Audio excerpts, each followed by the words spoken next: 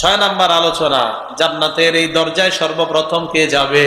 মুসলিম শরীফের হাদিস number 197 number হাদিস। ক্বালা রাসূলুল্লাহ সাল্লাল্লাহু আলাইহি ওয়াসাল্লাম, আল্লাহ নবী বলেন, আতি বাবাল জান্নাতি ইয়াউমাল কিয়ামা, কিয়ামতের ময়দানে জান্নাতের দরজায় আমি সর্বপ্রথম যাব। ফাস্তাফতিহু, আমি বলবো দরজাটা খুলে দাও।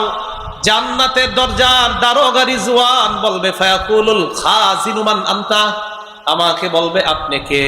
আল্লাহ নবী জবাব দেয়, আমি বলবো আনা মুহাম্মদ সাল্লাল্লাহু আলাইহি ওয়াসাল্লাম, আমি হলাম মুহাম্মদ সাল্লাল্লাহু আলাইহি ওয়াসাল্লাম।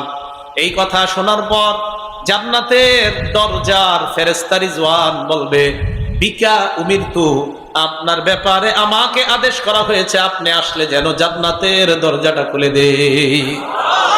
লা আফতাহু লি আহাদিন ক্বাবলাকা, আপনার আগে কারো জন্য এই দরজা খোলার অনুমতি নাই।